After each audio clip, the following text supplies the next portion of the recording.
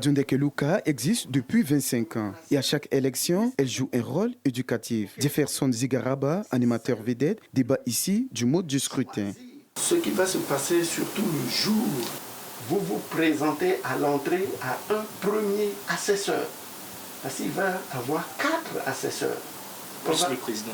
Plus le président.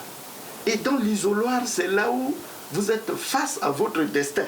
Cette radio est écoutée par 63% de la population de plus de 15 ans et toutes les semaines par plus de 80% de la population. Les conférences de rédaction sont animées. Le rédacteur en chef s'assure de couvrir au mieux la campagne électorale. Nous avons un rôle important à jouer dans ce processus.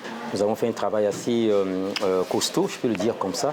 Nous commençons par notre réseau de correspondants, puisque nous avons un réseau d'une 50aine de correspondants répartis sur l'ensemble du pays pour permettre aux journalistes de bien couvrir ces élections.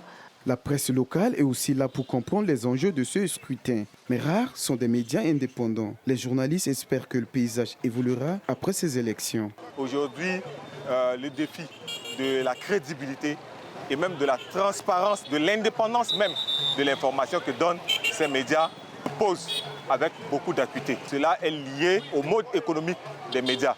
D'autres médias ont un peu, et ces médias qui n'en ont pas, c'est beaucoup plus de la précarité, la paupérisation, et ça laisse à désirer sur la qualité de l'information qu'ils donnent à la population. En 2025, la République centrafricaine occupe la 72e place sur 180 dans le classement mondial de la liberté de la presse établi par Reporters sans frontières.